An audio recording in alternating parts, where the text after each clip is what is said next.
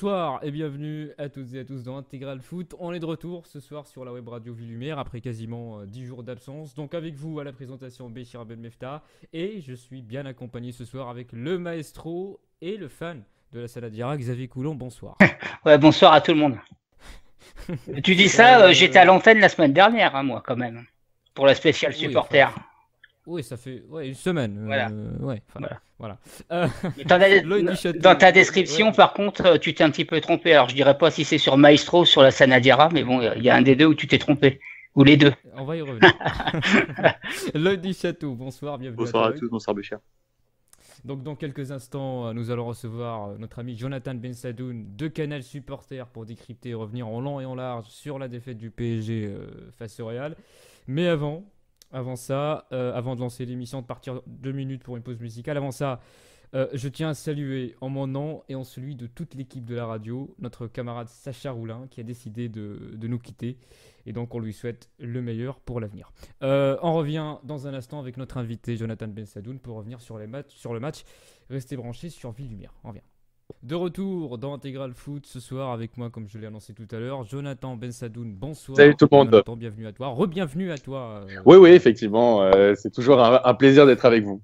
Donc, comme je l'ai dit tout à l'heure à l'introduction, Xavier Coulon et Lloyd du Château sont aussi présents. Et donc, je vais te poser une première question, Jonathan. Tu y réponds, puis l'équipe vous réagissez. Qu'as-tu pensé de la formation du 11 de départ d'Emery pour ce match contre Madrid ? Écoute, surpris parce que bon, je pense que comme tout le monde, on a été surpris par la titularisation de Kimpembe. J'étais pas spécialement pour avant. Bon, et après il a réalisé quand même un bon match. C'est surtout en fait le cas de Lo Celso, moi, qui m'a un peu dérangé parce que j'ai vu lors du match après contre Lyon où il avait été mangé par le milieu de terrain Touzard, Ndombele, Aouar, Fekir. Justement, Jonathan, je suis d'accord avec toi là-dessus, c'est que quand tu écoutes les médias, ils ont été surpris par Lo Celso, mais c'est vrai que bon, il n'a pas démérité, mais il y a le match à Lyon, par exemple, on s'était rendu compte qu'il était un peu pas fragile, mais qu'il avait eu un peu de mal sur ce match-là quand il s'était fait un peu rentrer dedans. Bon, c'était pas le seul. Mais même le match contre Nantes. Quand on voit en première mi-temps où on avait bien maîtrisé et Nantes n'avait pas trop mis de pression, il avait pas mal joué et dès la seconde mi-temps, lorsque Nantes avait mis un peu d'impact et d'intensité, Lo Celso avait complètement disparu. Donc pour moi, le mettre titulaire contre le Real Madrid, alors là, je me faisais mes guerres d'illusions. Et il a peut-être des qualités, ce joueur, mais peut-être pas de toute façon d'être dans ce poste-là. C'est pas son poste de prédilection en plus. Non, T'aurais préféré qui, toi, la Sanadiara Écoute, moi, j'étais parti sur autre chose complètement. Moi, c'était Di Maria au milieu de terrain. Alors, je sais qu'il n'a pas joué depuis qu'il arrive au Paris Saint-Germain à ce poste, mais de toute façon, qu'on mette Diarra, qu'on mette Lo Celso, qu'on mette Draxler ou qu'on mette Di Maria, de toute façon, on allait prendre un risque. Autant prendre le risque le plus efficace avec le meilleur joueur depuis le début de l'année 2018, à savoir Di Maria, et mettre un Rabiot en 6 qui a déjà prouvé au très haut niveau qu'il était bon à ce poste-là, et même un Di Maria qui au milieu de terrain a prouvé qu'il était aussi très bon puisque il a été à ce poste pendant 6 mois, l'année de la décima, et après 6 premiers mois aussi qui étaient hyper compliqués avec le Real. Donc pour moi, c'était un pari à tenter. Bon bah non seulement toi t'étais en plus sur Twitter, tu l'avais mis toi que quand t'as su que Thiago Motta était pas dans le groupe, t'avais un petit peu peur pour le match, toi. Ouais, parce que pour moi, on se rend pas compte à quel point Thiago Motta, certes, il a plus ses jambes d'il y a 3-4 ans, il peut être un peu plus blessé dernièrement, mais ce mec-là, il nous fait un bien fou. On se rend pas compte, mais le match contre le Bayern Munich, au match aller, il fait tout au milieu de terrain. C'est lui qui organise, en fait. Il organise et c'est pour ça que Rabiot, Verratti ont pu autant se délaisser des tâches défensives parce qu'il y avait Motta derrière qui arrivait à organiser un minimum le milieu de terrain. Or là, on a vu, par exemple, sur le troisième... Et puis Thiago Motta a de l'expérience. Il inspire du calme, il organise le jeu. Il met le pied quand il faut mettre le pied. Et puis, on le voit sur le troisième but, Rabiot ne suit pas Marcelo, et donc ce qui amène le but, mais je pense que Rabiot est cramé parce que et Rabiot et Verratti doivent jouer limite pour Lo Celso qui a été complètement noyé dans ce milieu de terrain et encore une fois je lui en veux même pas parce que c'était prédit d'avance ce qui allait se passer, c'était certain. Donc moi j'aime beaucoup ce garçon, il a beaucoup de technique, on sent qu'il a une vraie vision du jeu, mais c'est pas une sentinelle et tu le sens encore frêle au milieu de terrain. Il y a 6 mois, on parlait déjà de lui d'un prêt pour aller à Lille et on disait que c'était peut-être une bonne chose. Donc 6 mois après, l'imaginer titulaire dans un de tes matchs les plus importants de la saison, je pense que c'est l'erreur principale d'Emery dans ce match. Et juste, la titularisation de Berchiche, c'est un bon ou un mauvais choix selon toi? Le fait de mettre à l'écart Kurzawa. Excellent choix.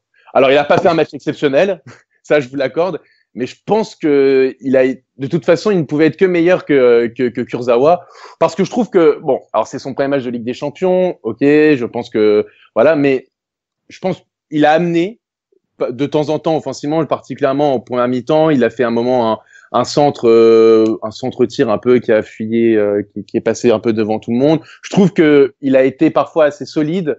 Il a pas été tant que ça débordé. Alors je trouve que parfois il laissait de son côté, c'était Modric ou Isco parfois contrôler trop facilement.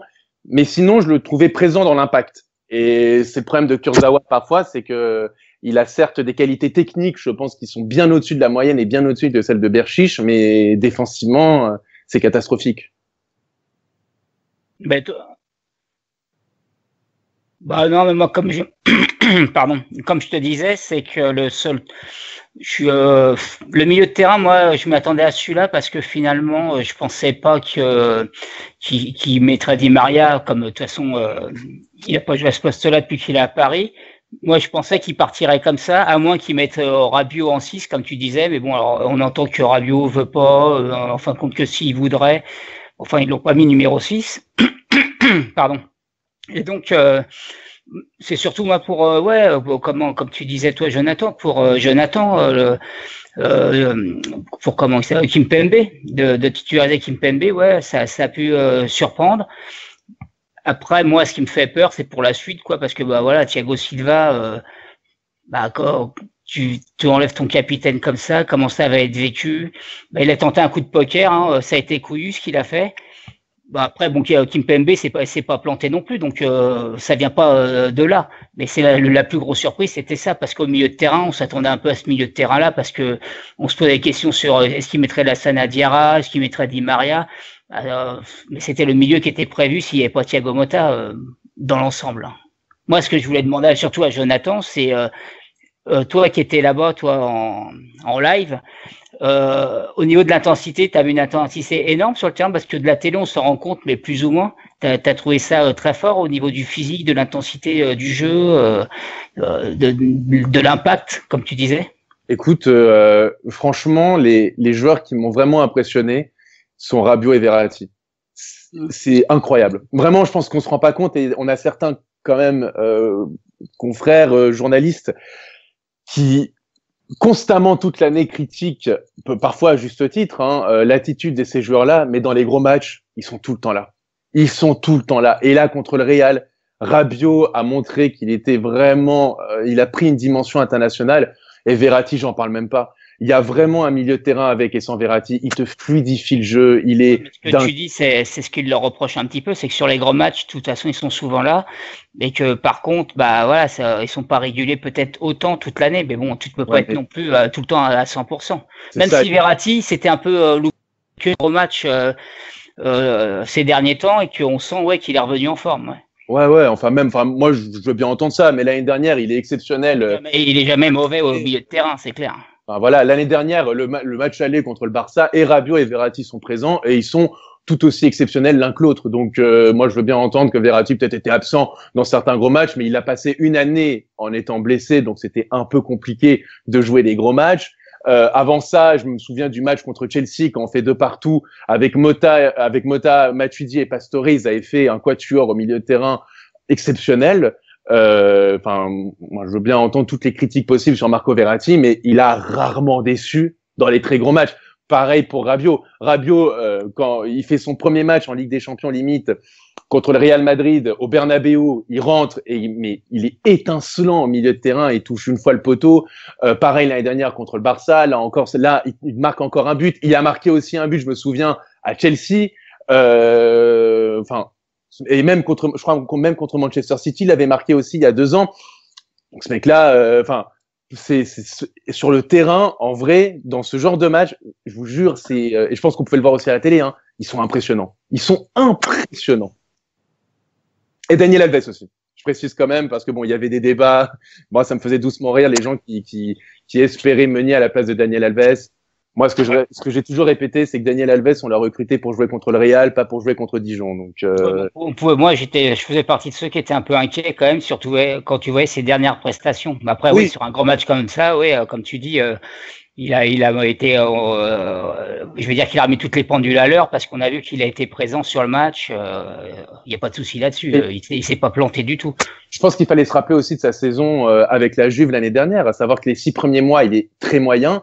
Et à partir des 8e de finale, il explose. En quart de finale, il fait partie, il a une grande part de responsabilité dans l'élimination l'élimination du Barça avec la Juve. En demi-finale, c'est lui qui crucifie Monaco à l'aller et au retour. Et en finale de la Ligue des Champions, si la Juve est aussi bien en première mi-temps, c'est entre autres grâce à Daniel Alves qui arrive à contenir donc Marcelo dans son couloir. Donc pour le coup, Daniel Alves. Ce que je peux te dire là-dessus, c'est que par contre, moi j'ai vu une stat, c'est que Dani Alves, quand il était à la Juve, il a été très peu de fois titulaire, alors qu'il est quasiment titulaire à chaque match au PSG. Alors c'était ça l'incertitude, tu vois. C'est ça, mais parce qu'aussi il jouait beaucoup au milieu à 3 avec la Juve, donc avec Bonucci, Chiellini, Barzagli. Donc en fait, Agnelli en deuxième partie de saison, il a plus placé au milieu de terrain. Il avait moins de tâches défensives à faire. Ça, je te l'accorde effectivement. Mais donc voilà, donc pour le coup, Daniel Alves, je me faisais peu de doutes en fait. Franchement, je peux vous le dire sincèrement, avant le match, et je le répétais aux gens, je me faisais peu de soucis pour les latéraux. Je me faisais beaucoup plus de soucis pour le milieu de terrain. Mais vraiment, c'était ça, c'est ce que je répétais en bouche. Je disais vraiment, les latéraux, Daniel Alves sera au niveau, Berchiche, bon, c'est pas exceptionnel, mais il fera le taf. C'est le milieu de terrain. Le milieu de terrain, celui du Real, est exceptionnel, et c'est là où on va vraiment souffrir. Et à force de constater que c'est là où on a vraiment souffert, quoi. Lloyd, ton avis sur le 11 de départ d'Emery? Pour moi, je pense que comme beaucoup, on s'est dit, il s'est imposé enfin aux yeux des supporters, aussi des joueurs, en supprimant Thiago Silva, même si la méthode n'est pas bonne de le supprimer alors qu'il a été capitaine avant. Il y en a beaucoup qui ont demandé Kipembe depuis le début, depuis le match même du Barça l'an dernier. Beaucoup ont demandé Kipembe. Kipembe, il n'a pas fait un mauvais match. Après, la seule incertitude, c'était Lo Celso. Lo Celso, on sait qu'on paye l'erreur de ne pas avoir recruté de sentinelle cet été. Donc, quoi qu'il se passe, il fallait tenter une chose. Donc, on tente Lo Celso. Rabiot, il ne veut pas y jouer, ou quand il veut, mais il ne veut pas. On ne sait pas. Après, donc, quand on nous dit, oui, Diarra, mais Diarra, on n'a pas plus de certitude que Lo Celso pour le moment. Il fallait trouver quelqu'un pour le mettre au milieu. Donc, il a fait le choix de mettre Lo Celso. Je pense que tu as plus de certitude avec Diarra à ce poste-là, mais c'est plus sur le physique qui se posait la question. Est-ce qu'il serait au point pour jouer ce match avec l'intensité qu'il y avait là? Peut-être que le match est arrivé un mois trop tôt pour mettre Diarra. Voilà. Oui, clairement, oui. Diarra, pour le moment, il a pas assez de matchs dans les jambes pour qu'on le mette d'un coup contre Madrid. Comme du moment où on n'a pas Thiago Motta, on sait qu'on a un problème sur le poste de sentinelle. Que ce soit même qu'il y ait Diarra, qu'il y ait Lo Celso, qu'il y ait Rabiot, on sait qu'on a un problème du moment où il n'y a pas Motta. Motta, c'est la plaque tournante du milieu de terrain. Contre le Bayern, on l'a vu. Contre le Bayern, au match retour, il n'est pas là, on le revoit. Voilà. Qui nous manque. Et là, contre Madrid, on le voit qui nous manque parce que c'est pas le même jeu. Du moment où on n'a pas Diarra, ce sera pas le même jeu au milieu. Même si Verratti, je suis d'accord, a fait un match énorme. Rabiot a fait un énorme match encore une fois, même si à Madrid, il est coutumier des faits. À chaque fois qu'il a joué là-bas, il a fait des gros matchs. Après, donc en attaque, il n'y avait pas vraiment d'incertitude. Di Maria, oui, on voulait le voir jouer, mais on peut pas enlever Mbappé. Il faut pas oublier les matchs qu'il fait à Munich et au match contre Munich au Parc des Princes. Il faut pas oublier qu'il a fait un début de saison étincelant, même si depuis quelques matchs un peu moins bon, il a fait un début de saison énorme. Non, mais d'ailleurs, quand il y avait un débat, j'ai entendu ça à la radio où il disait est-ce qu'il faut mettre Di Maria à la place d'Mbappé, mais ça me paraissait évident que de toute façon Mbappé, il n'aurait jamais été sur le banc pour un tel match. C'était sûr qu'il toucherait pas aux 3 de devant. Ça me paraissait d'une évidence. S'il y avait Di Maria, c'était au milieu de terrain et malheureusement, il l'a pas mis parce qu'ils l'ont jamais testé à ce poste-là. Mais jamais de la vie, il aurait mis Mbappé sur le banc pour un tel match aller en Coupe d'Europe à Bernabéu. En plus, avec sa vitesse où il pouvait faire mal. Je voyais pas la solution pour comment il aurait pu mettre Di Maria dans une compo. C'est au milieu de terrain. Voilà.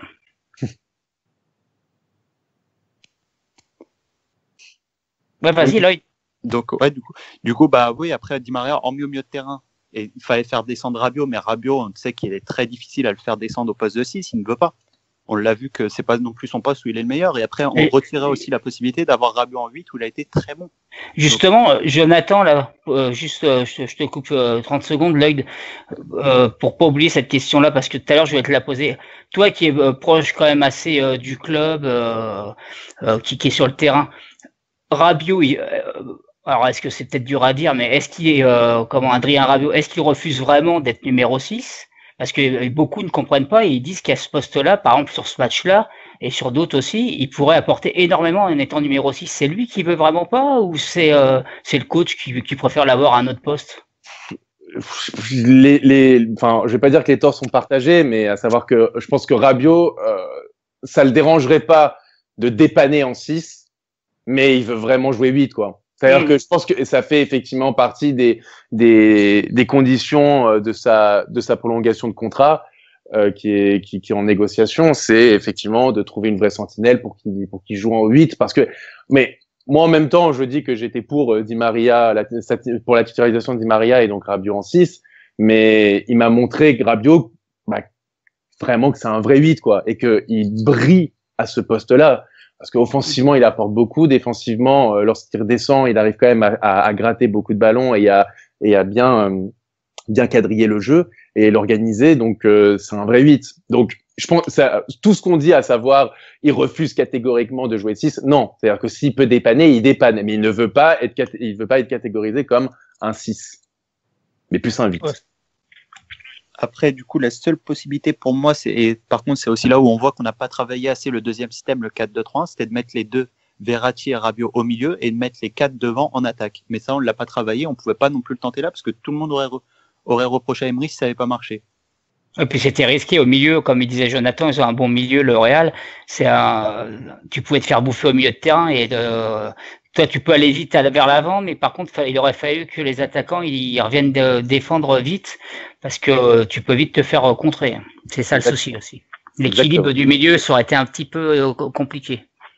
C'est aussi ce qu'on a vu avec Lo Celso qui ne savait pas où se positionner sur le terrain parce que même si il n'est pas fait pour jouer 6, ça on le sait, on l'a vu dans les matchs à intensité, il n'est pas fait pour jouer 6. Dans les matchs où même il joue 6, où ça se passe bien, donc on peut prendre les matchs de Ligue 1, mais il joue encore haut pour un 6, c'est pas, on n'a pas de vraie personne à ce poste-là. De toute façon, ça fait partie des carences de ce PSG, avec le non-recrutement de Fabinho. Pour le coup, on savait depuis le début de saison qu'on se reposait sur un Thiago Motta vieillissant, qui en plus est, j'ai l'impression, de plus en plus sensible, il est de plus en plus sujet aux blessures. Donc oui, il y avait un risque de toute façon depuis le début de saison. Et malheureusement, j'étais certain que Thiago Motta allait revenir pour ce match. Et comme quoi, hein, et on l'a vu qu'il nous manquait clairement un mec d'expérience. À ce poste-là, et c'est primordial, quoi. C'est primordial. On a parlé de Lo Celso, de Berchiche, etc. Neymar, alors que tout le monde l'attendait, certains disaient que ça allait être le match de sa vie. Enfin, personnellement, je l'ai trouvé un peu décevant. Qu'as-tu pensé, Jonathan ? Partagé aussi parce que il est à l'initiative de toutes les occasions du PSG. Mais il a manqué ce petit truc. Parfois, je trouve qu'il a fait les mauvais choix. C'est pas le Neymar qu'on voit d'habitude qui sent bien les coups, à part sur le but où franchement, ce qu'il fait sur 100 joueurs, il y en a 99 qui font pas ça. Il y en a qu'un seul et ça peut être Neymar ou des joueurs comme Messi ou Iniesta qui font ça. Clairement, cette petite talonnade pour Rabiot, il y a très très peu de joueurs au monde qui peuvent le faire. Donc il faut quand même lui rendre ça.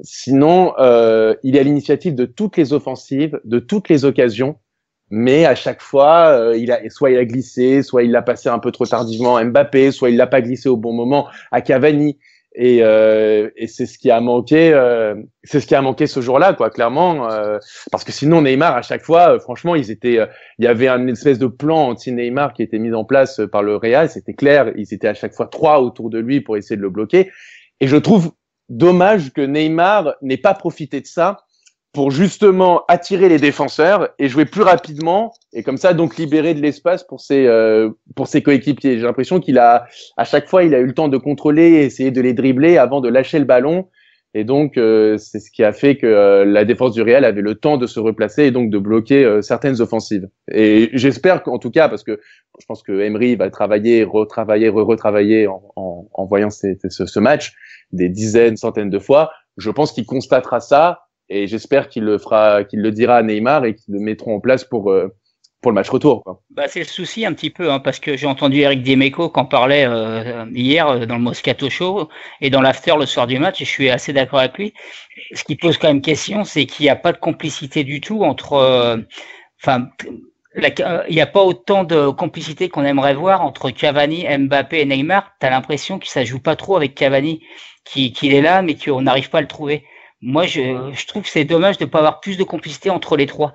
J'ai l'impression que Mbappé et Neymar jouent beaucoup ensemble, mais avec Cavani, tu le vois pas beaucoup, quoi. Alors on dit que Cavani a fait un mauvais match, moi je suis pas sûr. Toi qui étais en plus au stade, t'as dû voir, il a dû beaucoup travailler. Et en plus, quand même, on voit que quand Cavani est sorti, c'est là que ça a commencé un peu à se corser, hein, au niveau des changements qu'il y a eu. Peut-être bon, ça a été un petit peu plus défensif, mais quand Cavani était là, moi je trouve qu'il a pas beaucoup de ballons, mais il se bat pour l'équipe sur le terrain, et on peut pas. Quand j'ai entendu dire que Cavani avait fait un mauvais match, bah oui, il a pas eu de ballon, mais je suis pas sûr qu'il ait fait un si mauvais match que ça. Toi qui étais au stade, tu trouves qu'il a été mauvais, Jonathan? Le problème, c'est que, comme tu le dis, s'il n'est pas servi, il sert pas à grand chose dans le jeu. Cavani, c'est pas Benzema. Benzema, c'est pas un neuf, hein. Il est là, il garde beaucoup le ballon, il va essayer d'orienter le jeu, il participe collectivement à la construction du jeu du Real. Or, Cavani, il est là pour finir les actions. Et si on lui donne pas le ballon, c'est clair qu'on le verra pas du match, comme on l'a pas vu du match donc contre le Real. Mais après, je suis pas trop d'accord. Concernant le changement d'Emery, je vois beaucoup et je comprends la colère de certaines personnes qui disent qu'enlever un attaquant pour mettre Meunier, c'était une mauvaise chose. Mais faut se souvenir qu'au moment du changement de Cavani, qui arrive à peu près à la 60e minute, on a peut-être nos 20 meilleures minutes du match. Ils sont complètement déboussolés par le positionnement de Daniel Alves, qui fait beaucoup de mal au milieu de terrain et à la défense madrilène.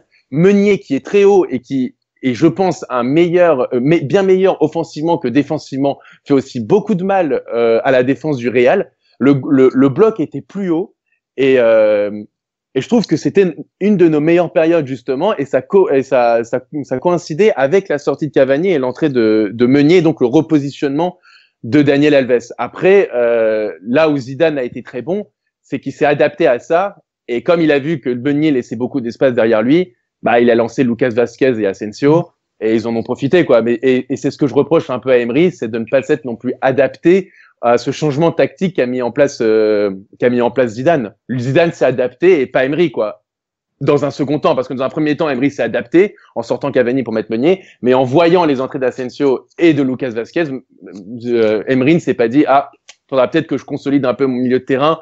Parce qu'avec Lo Celso qui est très light, Daniel Alves, c'est Daniel Alves, hein, donc c'est pas vraiment son poste. C'est peut-être un peu risqué, et je trouve que ça a été assez mal joué de la part d'Emery. Je pense qu'il aurait dû mettre à ce moment-là Alassane Diarra, qui aurait pu mettre un peu plus le pied sur le ballon. Moi, j'avais une question donc pour Jonathan. Est-ce que depuis le stade, on voyait pas un peu Neymar nerveux du fait de prendre des coups? Franchement, pas tant que ça. Pas tant que ça. On l'a plus senti éteint dans les 15 dernières minutes. Il faisait moins les efforts, il avait plus la tête baissée. Il était vraiment absent pas des 15, mais plutôt les 10 dernières minutes. À partir du moment où le Real a commencé à marquer les 2 buts, on l'a plus du tout revu. On a plus vu Mbappé, par exemple, il était plus en jambes que Neymar. Neymar, il s'est complètement éteint à la fin du match. Oui, puis les coups, il est habitué à les prendre en Ligue 1. Oui, et je pense des plus gros coups même. Hein. Vu les gabarits de certains joueurs de Ligue 1. Mais moi, de toute façon, Béchir, là, pour revenir sur l'analyse du match, moi, comment je l'ai vu ce match-là, alors c'est pas du tout le match auquel je m'attendais, parce que même si je veux me la péter, je suis pas bon en pronostic. Béchir, il est venu me voir le matin du match, il me dit, tu vois quoi comme score? Je lui ai dit, je vois peut-être un nul, mais je suis plus sur le 2-1 ou le 3-1 pour le Real. Donc il s'est énervé, il m'a dit, tais-toi, t'es pessimiste, hop là, bon. Il était de mauvaise humeur dès le matin. Et donc, moi, je m'attendais plutôt que le match qui soit pris à la gorge dès le début, comme c'était prévu, ça avait été annoncé. Mais moi, je me suis dit que si tu laisses passer si à la mi-temps, par exemple, tu t'en sors, tu tiens bien, tu prends pas de but. C'est ce qui s'est passé contre le Barça. Ils avaient mis de l'intensité, ils n'avaient pas marqué en première mi-temps, et puis en deuxième mi-temps, ils avaient un peu craqué. Et Paris, presque quand il y a le but de Rabiot, tu te dis, et en plus, tu arrives à la mi-temps presque à 1-0, il y a ce penalty à la dernière minute, qui change un peu tout, mais ils avaient laissé passer leur âge, ils avaient marqué ce but en contre-attaque, ils mènent 1-0, bon, ils prennent ce penalty à la mi-temps, bon, c'est un peu dur, mais bon, bah voilà, tu rentres avec un partout, c'est un bon score. T'as l'impression que le match vont être un peu plus dur peut-être en deuxième mi-temps, mais qu'ils le gèrent, et c'est sur les 10 dernières minutes, quoi, enfin, peut-être le dernier quart d'heure, comme tu dis, où ces deux buts-là, ça leur fait mal, parce qu'en plus, t'as l'impression que le Real, il c'était quand même prenable, ce Real-là. Moi, je trouve que c'est le PSG qui a un peu gâché certaines occasions et l'occasion de ramener un bon score. Parce que, bon, 3-1, tu peux encore faire l'exploit, hein, parce que, bon, quand on me parle de remontada, laissez-moi rire, remonter 2 buts, c'est pas une remontada. C'est jouable, hein, quand tu perds 3-1. Mais ils auraient pu avoir un score beaucoup plus favorable que ça. Et ils peuvent se mordre les doigts sur la rencontre. Parce que, je sais pas toi ce que t'en as pensé, Jonathan. Moi, le Real, je les ai pas trouvés super, super fort. C'est pas le Real qu'on voyait l'année dernière, par exemple. Alors moi, je peux vous dire sincèrement, effectivement, alors sur le coup, et que à la fin du match, j'étais extrêmement déçu. Je me disais même, enfin, les premiers mots qui me sont venus en tête, c'est, je me suis dit, franchement, mais quelle équipe de losers. C'est-à-dire que on aura beau investir. T'étais à Barcelone, toi? Oui, j'étais malheureusement à Barcelone. Arrête de te déplacer, merci. Attendez, j'ai fait PSG Chelsea 2-2 aussi, donc j'ai ma jurisprudence, j'ai eu des bons résultats. Tes CV, ouais. Faut envoyer ton CV pour savoir où t'étais. C'est les photos et vidéos si vous voulez. Mais voilà, mais en fait vraiment au coup de sifflet final, le premier truc qui m'est mis à l'esprit, c'est franchement qu'il y a l'équipe de losers. Mais après coup, la pression elle redescend, tu commences à revoir un peu le match en tête et tout, et tu te dis sincèrement, on fait jeu égal, voire on est au-dessus de cette équipe. Notre point fort de cette équipe, et tout le monde peut le dire, hein, c'est notre attaque. Or, notre attaque, pour la plupart, est complètement passée à côté dans ce match. Clairement, hein, même Neymar, que je dis qui a l'initiative de toute l'action, il a quand même fait beaucoup de mauvais choix. Donc même lui est passé à côté du match. On a eu un Lo Celso qui était complètement perdu. Et pourtant, on est au-dessus de cette équipe. Et franchement, je peux vous le dire, hein, du stade, le but du 2-1, Sergio Ramos tombe par terre, il est allongé sur le dos, à mettre les bras au ciel, mais comme s'il avait remporté la Ligue des Champions. Hein. Je rigole pas, c'est ce qui m'a marqué sur le deuxième but. Sergio Ramos se met par terre, le allongé, et il lève les bras au ciel comme une libération. Donc, les discours de façade face à la presse, c'est normal. En plus, c'est le Real Madrid. Ils vont pas se rabaisser et dire qu'ils ont peur du Paris Saint-Germain. Mais je peux vous dire qu'ils étaient pas du tout sereins. Et je pense que le 3-1, c'est pas non plus un bon résultat. Et vous voulez que je vous dise, sincèrement, on est dans une configuration qu'on ne connaît pas. À savoir, chaque année, on a été dans la position du chassé. Et ça nous a très rarement réussi, voire jamais. Cette année, on est dans la position du chasseur. On n'a plus à calculer. C'est justement dans les matchs où on a été un peu calculateur qu'on s'est complètement raté. Que ce soit Barça, que ce soit Chelsea avec Dembaba, que ce soit Manchester City, le match retour.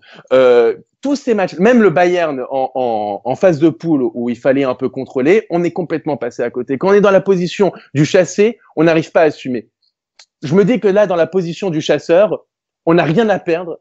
L'attaque, de toute façon, ne peut pas être plus catastrophique qu'on a eu là à Bernabéu il y a 2 jours. Au milieu de terrain, j'espère qu'on pourra compter sur le retour de Thiago Motta, où je me dis même Lassana Diarra qui aura en plus 3 semaines de préparation et presque 5 matchs, où j'imagine que si Emery voit que Motta ne pourra pas revenir, je pense qu'il mettra Diarra dans les gros matchs contre Marseille. Donc, il va commencer à vraiment le mettre en jambes.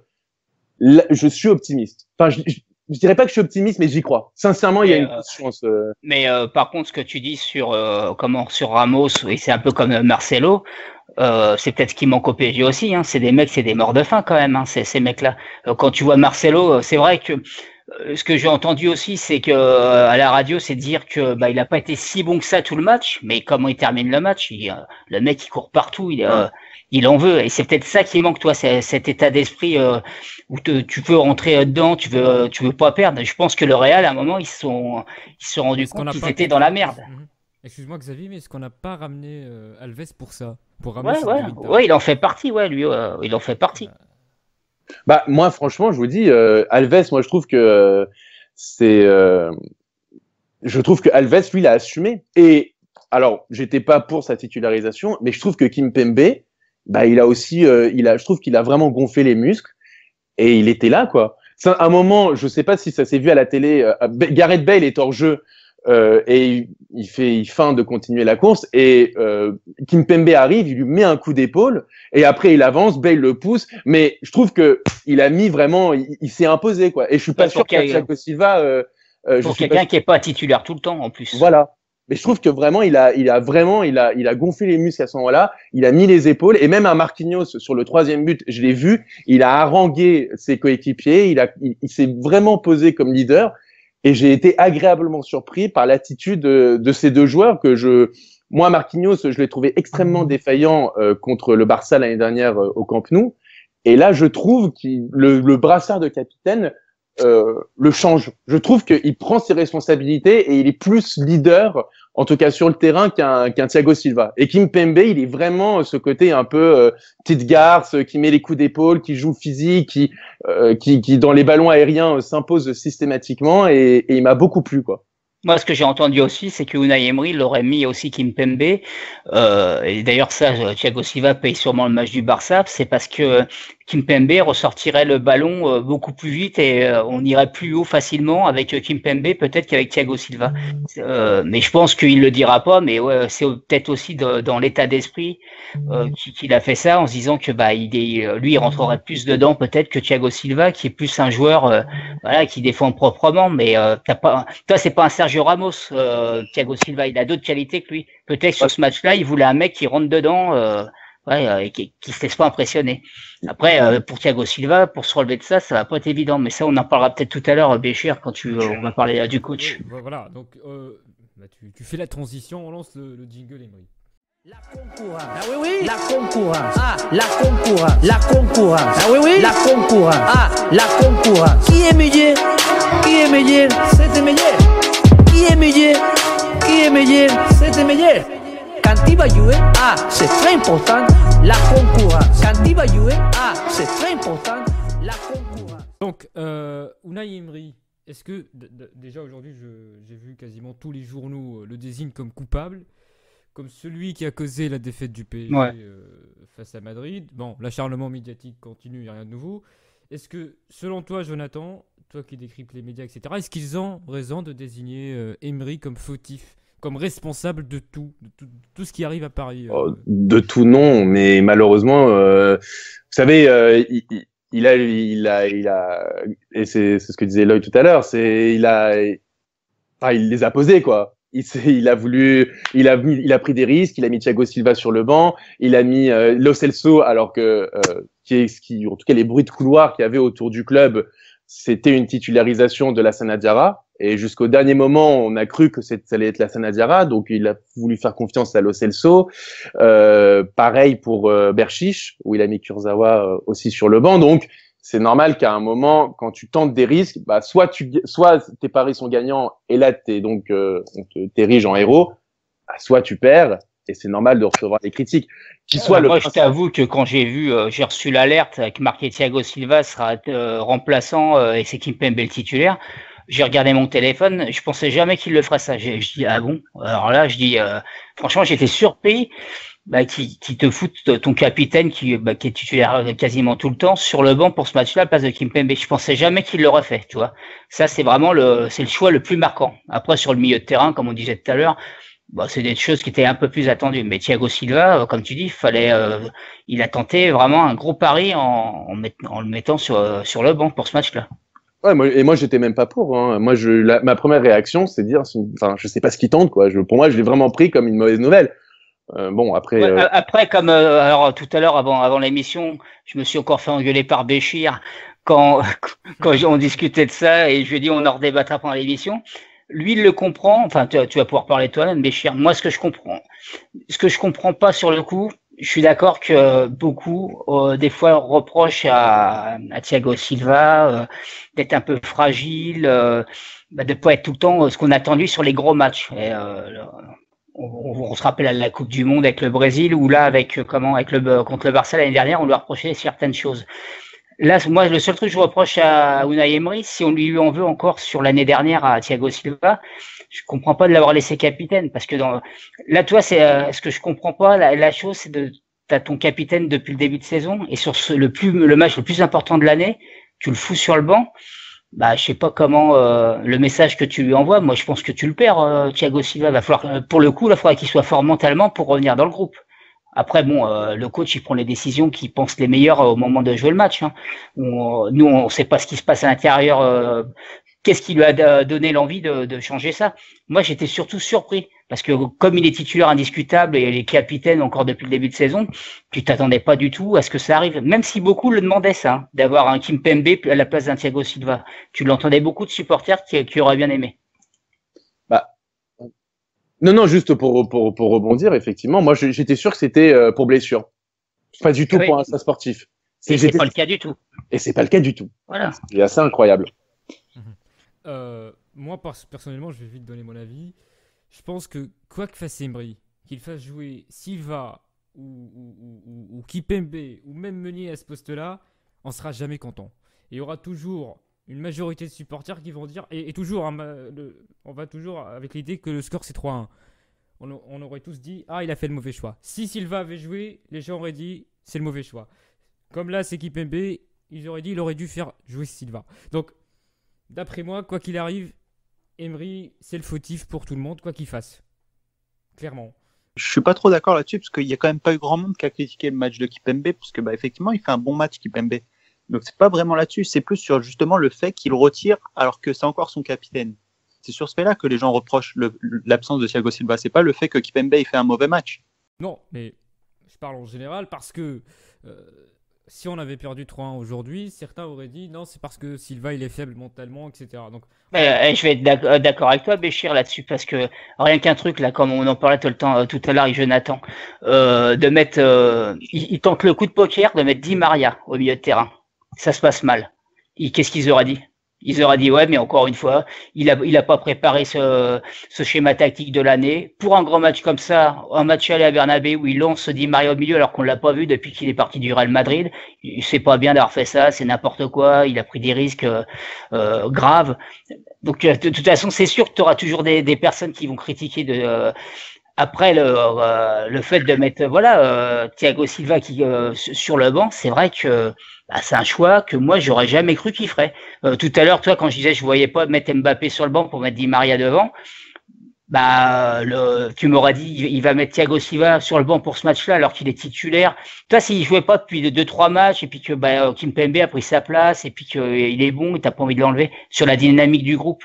Mais là, il est titulaire et sur ce match-là, il prend le choix et dit toi, je t'enlève.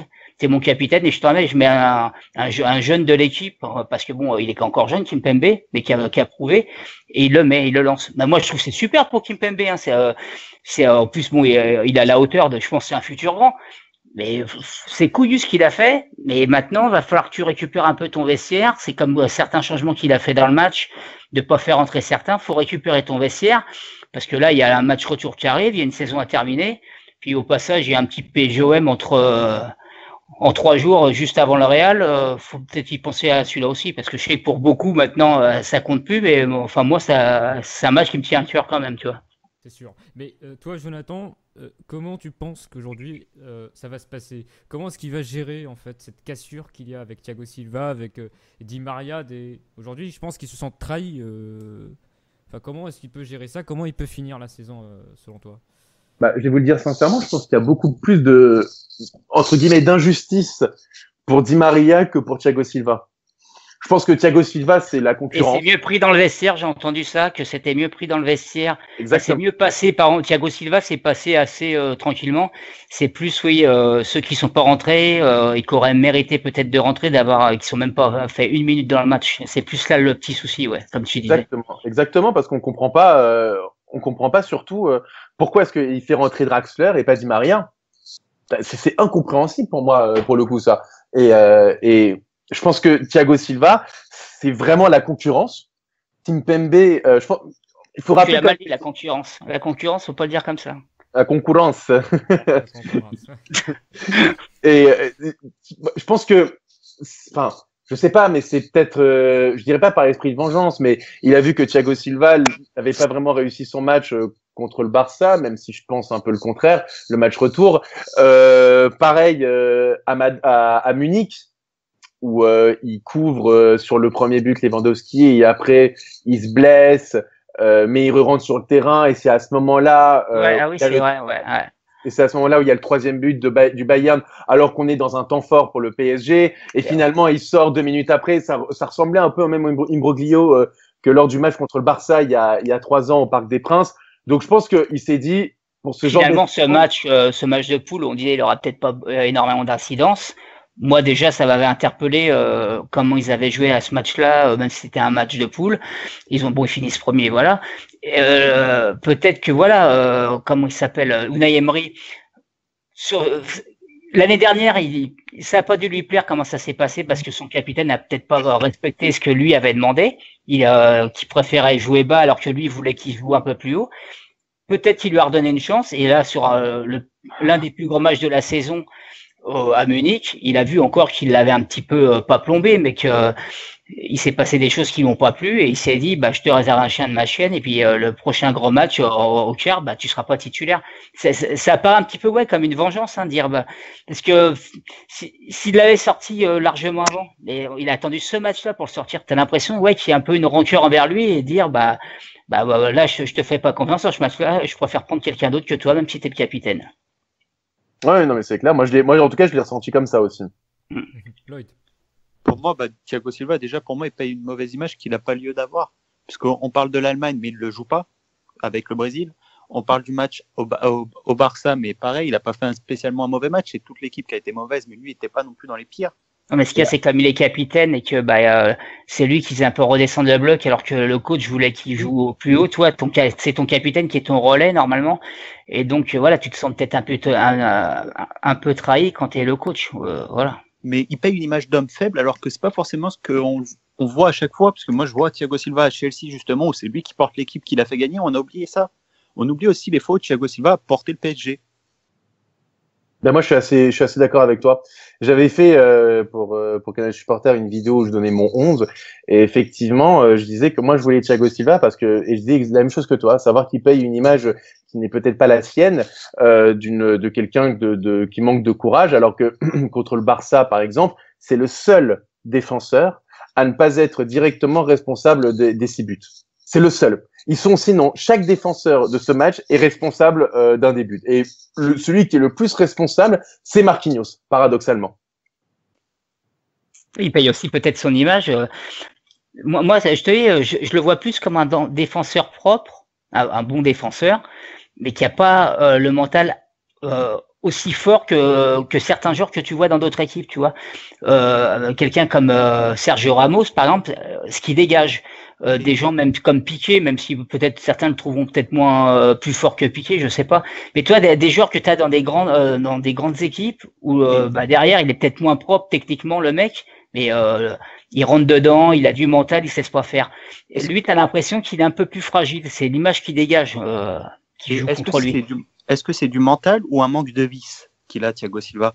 Parce que quand on parle de Ramos, on parle de sa main, c'est du vice. On parle de Pepe, c'est du vice. Piqué, c'est de faire pareil, que Thiago Silva n'a pas le vice. Mais par contre, mentalement, pour moi, Thiago Silva est très fort.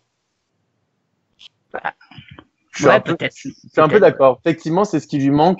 Souvent, on le voit dans ce genre de match. Par exemple, c'est ce que je disais tout à l'heure. Ce que fait Kimpembe avec Bale, je suis pas sûr que Thiago Silva l'aurait fait. Je pense que Thiago Silva, on le voit souvent quand il y a des buts. C'est bête, mais l'année dernière, moi, c'est ce qui m'avait choqué contre le Barça. Les joueurs parisiens laissaient les Barcelonais prendre la balle. Alors que tu laisses n'importe quelle équipe un peu de caractère, ils empêchent aux Barcelonais de prendre la balle, ils se mettent devant, ils les poussent, et il n'y a pas eu, et je pense que Thiago Silva, effectivement, n'a pas eu cette réaction un moment de devoir protéger son équipe et de perdre du temps, et effectivement d'avoir ce vice qu'a un Sergio Ramos, qu'a un Chiellini, qu'a un Pepe. Toi, tous ces, voilà, toi, moi je t'en ai cité 2 tout à l'heure. Là, tous ceux que tu cites, c'est peut-être des défenseurs qui sont moins bons que lui, qui est un très bon joueur, mais l'image qu'il dégage, quand tu tombes contre eux, tu dis je vais en chier. Mais là, il apparaît plus fragile, quoi, Thiago Silva. Peut-être que c'est une fausse image, hein, mais tous ceux que tu m'as cités, Jonathan, même Chiellini, quand tu tombes sur eux, bah accroche-toi, quoi, parce que tu sais que tu vas morfler quand t'es attaquant. C'est ça qui joue contre. Mais là, il n'était pas là contre le Real Madrid. Pourtant, on a vu Marcelo qui nous a fait 20 dernières minutes à peu près de folie. Et on sait qu'au début, il est blessé. Qui a eu le vice d'aller lui mettre un coup au PSG? Personne. C'est peut-être le PSG qui a pas le vice. C'est pas que Thiago Silva. Ah ouais, mais c'est ce qui manque. De toute façon, moi, je pense que c'est ce qui manque au club. Hein. Mais par contre, maintenant qu'il a mis Kimpembe là sur ce match-là, moi, je pense que maintenant, moi, je comprendrais pas, par exemple, que Thiago Silva, tu leur mettes. Moi, je comprendrais pas, toi. T'as voulu lancer Kimpembe. T'as fait un geste fort, et ben tu le gardes titulaire. Voilà, je suis absolument d'accord. Moi, je pense, hein, mais t'es pas d'accord, toi, Jonathan? Ah si, je suis absolument d'accord. Ouais, d'accord. J'avais compris que t'étais pas d'accord. Non, parce que moi, ou alors c'est parce que t'as tenté un coup de poker pour ce match-là, mais si finalement après tu remets Thiago Silva sur les matchs qui viennent, je verrai pas. Là, au contraire, ce mec-là, ce jeune Kimpembe, il est très bon. Depuis qu'on voit, il a rarement été mauvais, hein, depuis qu'il fait ses matchs. Petit à petit, il se fait sa petite place. On voit que lui pour le coup, il se laisse pas faire, parce qu'un jeune comme ça qui est mis là sur ce match-là à Madrid, qui se laisse pas rentrer dedans, qui se laisse pas impressionner, il a pas fait d'erreur sur le match. Voilà, maintenant faut t'appuyer sur ce jeune, et puis que ce mec-là, tu sais que tu peux compter sur lui. Après voilà, comment tu fais pour gérer Thiago Silva? Est-ce que tu le laisses toute la saison sur le banc? Le Capitana, maintenant il l'aura plus. Maintenant c'est à lui de gérer ça, le coach, mais ça va peut-être être difficile à gérer, parce que tu te retrouves avec ton capitaine sur le banc pour le reste de la fin de saison. Bon courage. Mais la question que moi je me pose, et je pense que plusieurs personnes se la posent, est-ce que le coach va finir la saison? Je te la pose à toi, Jonathan. Est-ce que tu penses même en cas d'élimination, il finira la saison? Oui. Aucun doute. Aucun doute, parce que déjà d'une, à part Ancelotti, je vois personne de libre sur le marché. Et de deux,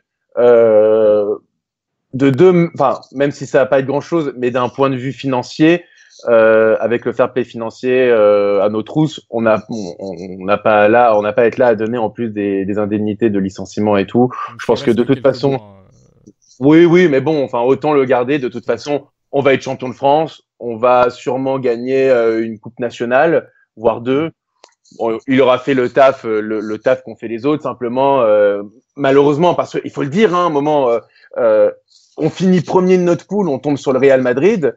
Moi, je veux bien effectivement faire des comparaisons un peu fumeuses avec les dernières années et Laurent Blanc. Est-ce que tu es d'accord avec ceux qui regrettent Laurent Blanc? Oh non, mon Dieu Seigneur, heureusement qu'il est parti. Ah non, mais vraiment, mon Dieu. Mais en plus, les joueurs, tout le monde le disait que en interne dans le vestiaire, il faisait rien d'entraînement, quoi. Au moins, quand on voit la déclaration de certains joueurs, ils ont la franchise de dire qu'Emery, ils bossent, quoi. Ils leur font travailler. Après, que ça marche ou pas par rapport au profil des joueurs, c'est autre chose. Et peut-être qu'aussi, je pense que le souci majeur d'Emery, et de base, et c'est pour ça qu'on l'avait pris, je pense que ce n'est pas un bon meneur d'hommes. On le voit, il est rapidement paniqué. Il se met trop de pression. Peut-être que le costume du PSG, il est encore trop grand pour lui. Mais au moins, c'est un mec qui bosse, quoi. Et tu le vois, Laurent Blanc, il avait un plan de jeu. Voilà, on garde la possession, et puis c'est tout. Et puis après, on l'a vu contre le Barça, quand on avait 7 absents. Au lieu de s'adapter peut-être et mettre un autre style de jeu, il avait mis Rabiot, qui avait à l'époque 17 ans, Matuidi et Cabaye. Et puis le but, c'était aussi de jouer la possession, d'avoir un maximum de ballon. Et on a vu que c'était un désastre total. Donc, franchement, et on l'a vu, alors évidemment, la cerise sur le gâteau, c'est son fameux 3-5-2 contre Manchester City qui a été travaillé. Donc, le match était le mardi. Il a été travaillé le samedi toute la journée et le dimanche matin. Voilà. Donc, vous voyez quand même l'incompétence du garçon qui, par ailleurs, on nous promettait dans les plus grands clubs européens à son départ du Paris Saint-Germain. Force est de constater que la plupart des clubs ont trouvé d'autres entraîneurs et sont très heureux avec. Et Laurent Blanc, plus le temps passe, moins on parle de lui. Hein. Donc, Non, mais de toute façon, en plus, tu vas pas changer d'entraîneur là si t'es éliminé au mois de mars. J'ai rarement vu un club qui fait ça. Tu t'en sépares à la trêve ou tu t'en sépares en fin de saison, mais après au mois de mars là, je vois pas où serait l'intérêt de le changer, franchement. Par contre, comme tu disais, oui, faut après, t'as une saison à terminer, à gagner des titres, mais ce qui est clair, c'est que de toute façon, il peut faire le triplé. S'ils sont éliminés à Madrid, de toute façon, c'est au revoir Unai Emery, parce que là, avec l'investissement qu'il y a eu, même si c'est vrai, comme tu dis, Jonathan, c'est pas n'importe qui chope en huitième, ils ont pas eu de la chance au tirage, c'est clair. Mais si t'es sorti, je vois pas comment il peut rester au PSG, mais il finira la saison. Ah non, mais c'est clair. C'est clair. Après, ils sont pas encore éliminés, hein, mais même moi, si tu es pas confiant, mais tu y crois, et de toute façon, tu es obligé d'y croire. Encore 3-1, ça a déjà été fait. Hein. D'ailleurs, le PSG Real de 93, c'est pas le même football. Il y en a qui vont dire, mais ça c'était arrivé. C'est possible de les sortir le Real au retour, mais par contre, il va falloir faire un sacré match. Et moi, où je suis un peu pessimiste, et Béchir, tu vois ce que je veux dire, c'est que au retour, t'as que 2 buts d'écart, mais par contre, si tu prends un but, ça va vite se compliquer. Et moi, j'ai du mal à voir le Real, parce qu'en plus, le Real, en contre-attaque, ils peuvent faire mal. Je les vois bien quand même planter un but au PSG, donc ça veut dire que tu dois marquer plus que 2 buts. Il va falloir faire un sacré gros match. Ouais, mais... Après, est-ce qu'ils peuvent pas faire comme parce que je viens de te dire ça, c'est vrai. C'est pas au PSG peut-être de faire le jeu à domicile. Est-ce qu'ils peuvent pas faire un peu comme ils ont fait comme le Bayern à domicile, où ils avaient mis le bloc bas et en contre-attaque mis des contre-attaques qui avaient fait très mal au Bayern. Ça peut jouer comme ça aussi, parce que là c'est vrai que c'est au Real d'inverser la tendance. Non, c'est le PSG qui doit inverser la tendance. Mais est-ce que le Real va attendre? Est-ce qu'ils vont essayer de marquer un but, et puis le PSG, si tu prends un but en compte, est-ce que ça peut changer le cours du match? Ça va être vachement tactique aussi, hein, parce que est-ce que tu veux attaquer direct pour pas prendre 2 buts et essayer de les prendre à la gorge, ou est-ce que tu les laisses jouer un peu pour les prendre en compte? Là-dessus aussi, ça va être important, la compo, parce que toi, tu les vois jouer comment, Jonathan? Plus en contre, ou ils vont prendre le jeu à leur compte, quitte à se faire prendre en contre-attaque, eux, le PSG? Il faut se rappeler, moi, je me rappelais des 2 derniers matchs à domicile contre 2 gros Européens, le Bayern et le Barça, et 2 fois, ils ont joué en contre-attaque, et ça a fait 3-0 et 4-0. Donc, ça me paraît clair. Pour moi, il faut jouer en contre-attaque. Surtout que par rapport au Barça l'année dernière, on a de meilleurs joueurs, particulièrement dans le domaine offensif. Donc, pour le coup, pour moi, il faut faire un copier-coller du match contre le Barça, à savoir jouer en contre-attaque, être vachement rude sur l'homme et mettre un gros pressing sur les seconds ballons, en fait, pour pouvoir rapidement partir dans le dos des défenseurs. Ouais, parce que là, quand je parlais du match retour, là, à un moment, je me suis un peu emmêlé les pinceaux, hein, comme tout le monde l'aura remarqué.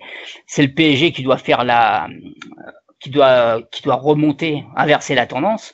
Mais est-ce que tu dois obligatoirement prendre le jeu à ton compte, au quitte de te prendre une contre-attaque? C'est ça aussi le problème. Mais après, si tu laisses le jeu au Real aussi, tu peux leur placer un contre et leur faire mal, mais tu prends le risque aussi de te prendre un but, parce que bon, ils ont quand même du lourd, ça peut venir de partout aussi, le danger. Ça va être compliqué, moi je pense. Et ce qui va être important, c'est surtout t'attaques bien le match, tu sois solide, et si tu ouvres la marque, là ça peut faire un match de folie. Et bien sûr, en plus, bon, l'ambiance qu'il y aura au stade va faire beaucoup, et ça va être hyper important, parce que c'est un match où tu as besoin de sentir le public qui est vachement derrière toi. Et le PSG Real de 93, moi j'y étais pas, mais on m'a toujours dit c'est l'une des plus belles ambiances qu'il y a eu, et que tu sentais même presque dans les tribunes vibrer tellement il y avait de l'ambiance, et que les gens étaient pris par ce match. C'est un des matchs d'anthologie du parc. Donc il va falloir que le public soit présent, et tout l'ensemble du stade, parce que là quand tu vas au stade, là t'as un exploit à faire. Il faut que les joueurs ils se sentent avec les gens derrière eux, et ça va être important aussi. Mais, même si je pense, là je vois il y a des appels aux supporters, faut faire une ambiance de feu. Ouais. C'est pas l'ambiance du parc qui va impressionner le Real, parce qu'ils sont habitués aux grosses ambiances, hein. Faut pas non plus se voiler la face, c'est sur le terrain que ça va se faire. Ah non, mais je pense pas que ce soit pour impressionner le Real, je pense que c'est pour galvaniser le PSG qu'il faut faire ça. Ouais, les joueurs, ouais. Ah, moi je pense qu'il faut je suis assez d'accord. Moi je pense que paradoxalement, j'ai l'impression que les gens après ce match aller ont beaucoup plus de garanties sur la possibilité que le PSG fasse un résultat. Parce que comme toute l'année, on joue dans un championnat où on est largement au-dessus, on a très peu de certitude. Et le dernier gros match qu'on a eu, c'est contre le Bayern et ça s'est pas très bien passé. Et sur ce match aller où, comme on l'a dit tout à l'heure, la MCN passe complètement à côté, qu'au milieu de terrain, Lo Celso a complètement été noyé. Et pourtant, tu fais jeu égal, voire t'es au-dessus et que tu perds 3-1 alors que c'est pas du tout mérité. Les gens, ils se sont dit, OK, on est capable de le faire et on est largement capable de gagner 2-0, voire plus contre ce Real Madrid. Et je sens comme un élan d'espoir dans les rangs des supporters du PSG et même des médias, parce que j'ai été extrêmement surpris de voir qu'au lendemain de la défaite du PSG, devant l'équipe titrée ce n'est pas fini, en mettant bien en avant le fait que Paris était quand même bien au-dessus du Real sur ce match-là et qu'il pouvait largement le faire. Et j'ai l'impression que ça a été un discours assez unanime dans tous les médias français. Donc, je pense que et j'ai vu, enfin même les joueurs qui sur les réseaux sociaux qui appellent vraiment à une grosse mobilisation, qui eux sont remontés comme des pendules. En plus, je trouve ça bien ce qu'ils font. Alors je pense c'est pas je pense, c'est que je sais, c'est une communication qui vient du club pour pouvoir bien insister sur l'arbitrage, pour mettre la pression dessus pour le match retour, ce que font la plupart des grands clubs qu'on se souvient. Même si je suis moins fan de ça. Ouais, mais à un moment ou à un autre, tu sais, Xavier, moi aussi, je suis pas fan. Et je me rappelle à la mi-temps, j'étais avec des potes de PSG Community et je parlais avec eux. Ils faisaient un Periscope live et ils me disaient qu'est-ce que tu penses d'arbitrage. Je dis sincèrement, moi, je veux pas en parler mais à un moment ou à un autre, que ce soit l'année dernière après le Barça, je dis pas qu'on perd à cause de l'arbitrage, mais on se fait éliminer à cause de l'arbitrage. Ce match-là, je dis pas qu'on le perd à cause de l'arbitrage, mais c'est une succession de petites erreurs, du fait que l'arbitre ait été influencé parce que c'est le Real Madrid en face, parce que c'est le Santiago Bernabéu, et parce qu'on est, entre guillemets, que le PSG, siffler la main de Sergio Ramos, si ça avait été dans le sens inverse, je pense qu'il l'aurait sifflé sans hésiter. Le penalty sur Kroos, je suis pas sûr qu'il le siffle pour Paris. Par ailleurs, Kroos qui était hors jeu au début de cette action, non signalée.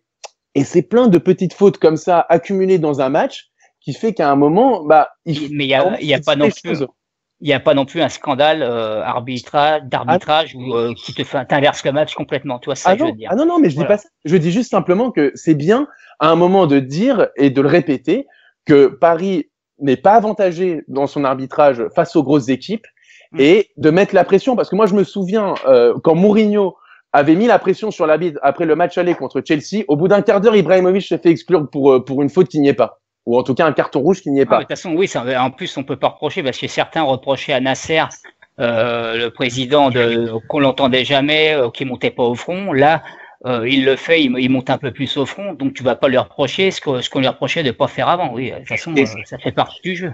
Et même, on peut ajouter aussi que le Real se retrouve un peu dans la position justement du PSG l'an dernier, où ils ont un peu les médias espagnols qui leur en veulent. On a vu Marca justement qui parle de l'arbitrage aujourd'hui. On voit que les médias espagnols ne sont pas encore à 100% derrière le Real, même les médias pro-Madrid. Mais tous, hein, même Jupp Heynckes, je lisais tout à l'heure, qui disait que ils avaient trouvé le PSG au-dessus du Real sur ce match-là. Non, le Real, franchement, ils s'en sortent. Tout le monde le dit, hein, de toute façon. Tous les médias du monde entier sont clairs pour dire que le Real s'en sort extrêmement bien avec ce résultat et que c'est largement ouvert pour le PSG. Après, faut espérer que ça soit pas le truc un peu franco-français qu'on a. C'est que des fois tu dis c'est dommage, on aurait pu, et finalement tu l'as pas. Parce que là, par exemple, sur le match aller, tu te dis c'est vraiment dommage. Sur l'ensemble du match, tu dis c'est pas mérité peut-être de en prendre 3-1, t'aurais même peut-être amené mieux, mais tu le fais pas. Et est-ce qu'au retour le Real, à l'extérieur, sera pas plus il y aura un jeu différent, il s'en tirera pas mieux, et puis il sera plus dur à battre, que finalement il soit meilleur qu'au match aller, et que tu dises voilà, le match aller, on a raté le coche. Parce qu'en plus c'est comme l'année dernière avec le Barça, t'as 3 semaines entre les deux matchs. C'est possible que le Real il se remette sur pied, en plus il joue quasiment plus que ça. Ouais, enfin, ça fait 6 mois. C'est ça le risque, tu vois, c'est ça le risque, qu'il soit un peu plus en forme au match retour et que t'aies laissé passer l'occasion au match aller. C'est un risque. Je sais pas, parce que vas-y. C'est aussi la possibilité de voir l'inverse. On voit justement des blessés comme Kroos aujourd'hui. Voilà. Ouais, c'est sûr. Donc on va peut-être aussi voir le Real encore plus chuter. Ah oui, mais moi c'est ce que je dis, c'est que encore une fois, moi je veux bien entendre ce discours du fait que le Real peut se remobiliser, être meilleur, etc.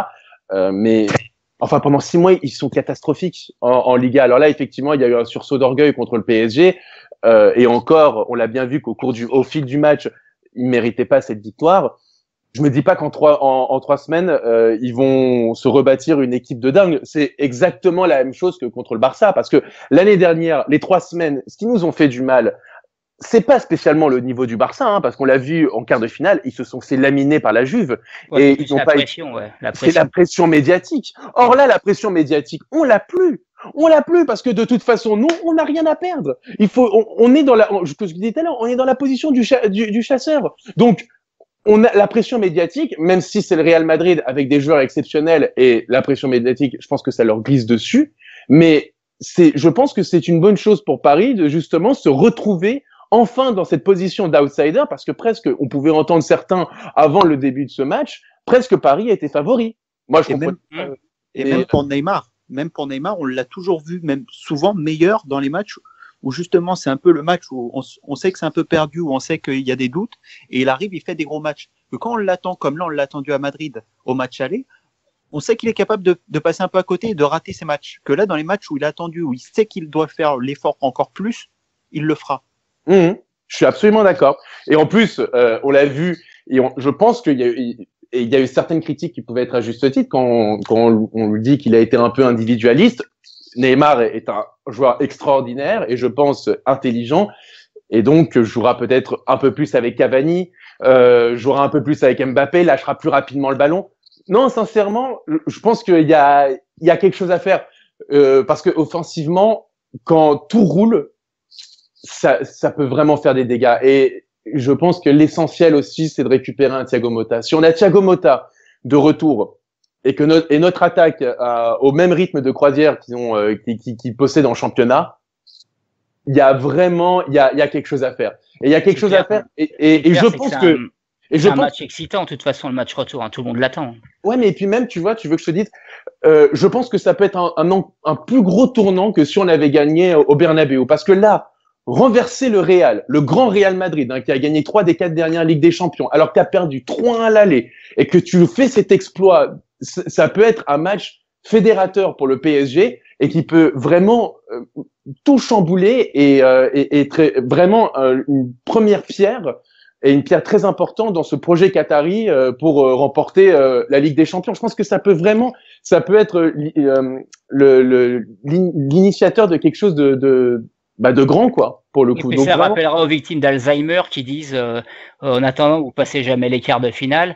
Ouais, enfin, le PSG version Qatar ne passe pas les quarts de finale, mais il faudrait peut-être regarder, parce que ceux qui disent que c'est un club qui a pas d'âme, qui a pas d'histoire, tu regardes un peu dans les années 90 ce que faisait le PSG, les parcours en Coupe d'Europe. Je pense qu'il y a quand même une histoire, parce que le PSG n'a pas été créé en 2010. Donc voilà, ça serait bien qu'ils regardent un peu ce qui s'est passé avant, parce que ça on l'entend, le PSG est jamais capable de passer l'écart. Ils l'ont déjà fait de passer l'écart. Hein. Donc ça serait bien là, comme tu disais, ça pourrait être un match fédérateur, parce que justement, ça serait le premier gros coup, le premier gros exploit qu'il ferait en sortant le Real, et au moins ça remettrait peut-être un peu les pendules à l'heure, et puis bah voilà, là il y aurait quelque chose derrière où il se dirait, ah, le PSG, là il a fait mal. Parce que malheureusement, un très gros exploit en Coupe d'Europe, le PSG depuis qu'il y a QSI, on l'a pas vu, quoi. Donc ça aurait pu être fait l'année dernière contre le Barça, et là, si c'est fait contre le Real, ça sera, en plus, comme tu disais, en ayant perdu le match les 3-1, tu fais ça à domicile chez toi, ça peut marquer. Ça peut marquer, comme il y a eu ce fameux PSG Real en 93, qui a marqué l'histoire, et qu'après, ça a fait progresser le club d'année en année. Et donc, ce match-là, il est attendu clairement, oui. Bah, c'est même un des matchs où le PSG, donc pour aller dans ton sens, ces fameuses personnes qui disent que le PSG ne passe jamais les quarts de finale, il faut rappeler que le PSG, c'est le seul club français de l'histoire à avoir enchaîné 5 demi-finales de Coupe d'Europe consécutives. Donc pour ces gens-là qui ne connaissent pas vraiment l'histoire du club, ça serait bien de temps en temps de faire quelques recherches. Donc et ce match contre le Real Madrid, en 93, il est fédérateur suite. Pour la suite, absolument. Exactement.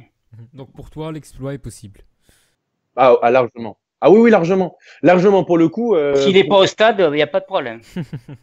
Ah non, alors là, pour le coup, si à l'extérieur, on peut effectivement dire que je peux porter un peu la chkoumoune, à domicile, alors là, j'ai le totem d'immunité. C'est simple, c'est les 2 dernières défaites du PSG au Parc des Princes en Coupe d'Europe, c'était l'Hapoel Tel Aviv et le Barça. Je n'y étais pas. Donc, et ce sont les 2 seules fois. Donc, pour le coup. Bon, bah, va au stade alors. Voilà, donc là, je serai au stade bien en avance même. Juste derrière le banc. Voilà. Juste pour un petit rappel, on te retrouve sur Canal Supporter, c'est ça? Tu as une petite émission Absolument. chaque Absolument. Voilà, absolument. Chaque semaine, je fais des vidéos, j'analyse un peu. Non, pas du tout. Il aime bien taquiner sur ça. Je fais des vidéos en fait où j'analyse le traitement médiatique du PSG et dire certaines choses qui peuvent être justes et d'autres qui peuvent l'être un peu moins. Là, ce qui va venir, c'est une vidéo un peu reportage parce que j'ai accompagné le cortège du collectif Ultra avant le match. Donc il y a eu une superbe ambiance, même si parfois il y a pu avoir quelques petits débordements parce que voilà, avec toute la pression policière et tout, mais dans l'ensemble, il y avait quand même une ambiance sympa. Donc il y a un reportage qui va venir dans les prochains jours sur Canal Supporter et le lundi aussi, donc un retour donc sur l'après-match, donc le PSG Real et comment ça a été pris par les médias et comment est-ce qu'ils en ont parlé. Alors voir par exemple qu'effectivement le fait que j'ai été agréablement surpris qu'après le match qu'il y a un certain enthousiasme et un espoir autour du PSG et puis que c'est rapidement retombé là ce matin quand on lit notre cher quotidien sportif. Justement, un jour, il faudrait que tu reviennes parce que bon, on n'avait pas pu le faire, mais sur le traitement médiatique, ça serait bien qu'un jour on se fasse un débat et que tu viennes participer parce que tu as beaucoup de choses à dire là-dessus, puis on a tous des avis différents. Ah bah, et tu parles aussi de basket, je crois, sur Radio VL, c'est ça? Absolument, sur Radio VL tous les lundis, sur une émission. En fait, c'est une émission qui est plus multisport. Alors, on parle du Paris Saint-Germain, on parle du foot, mais on parle d'autres choses. Et c'est intéressant aussi de pouvoir de parler de plein de sports. Là, on se voit avec les Jeux Olympiques d'hiver. Moi, mon deuxième sport, on va dire, c'est le basket. Et je parle particulièrement de la NBA. Donc voilà, c'est agréable aussi de pouvoir en parler. Donc voilà, tous les lundis sur Radio VL de 19 à 21h. Voilà, c'est une émission en plus très sympa. Il y a une chouette ambiance pour le coup. Ça se passe très bien. C'est vraiment sympa à écouter, quoi. On est tous assez jeunes, autour de la vingtaine. Et il y a une bonne ambiance, ça parle de sport et les gens sont vraiment très calés en plus dans leur domaine de prédilection parce que chacun est spécialiste dans son domaine. Donc il y a des spécialistes de tennis, moi c'est plus basket, des spécialistes de sport auto, de rugby et ils sont vraiment extrêmement calés et c'est vraiment très intéressant, quoi. Je vous invite à l'écouter, quoi. Je comprends mieux donc tu es spécialiste de basket parce que quand tu parles de football, je suis souvent pas d'accord avec toi, je comprends mieux pourquoi. Voilà. En plus, c'est pas vrai parce que on est souvent d'accord. Donc. On est souvent d'accord, c'est vrai. Et par curiosité, tu supportes quelle équipe en basket? Alors, en ce moment, c'est pas les meilleures équipes. On va dire que ma première équipe, mon équipe de cœur, c'est les Brooklyn Nets. C'est assez particulier, mais parce que c'est un de mes joueurs préférés qui s'appelle Julius Erving, un joueur des années 80, 70-80 qui a joué. Alors à l'époque c'était les New York Nets et donc voilà, depuis je suis pris de passion par ce joueur et les Los Angeles Lakers parce que j'ai toujours été un énorme fan de Kobe Bryant et donc les Lakers, une des plus grandes franchises de sport au monde qui reviendra, qui renaîtra de ses cendres comme le Paris Saint-Germain qui a pu renaître de ses cendres. Pareil, les Lakers reviendront au top de la NBA.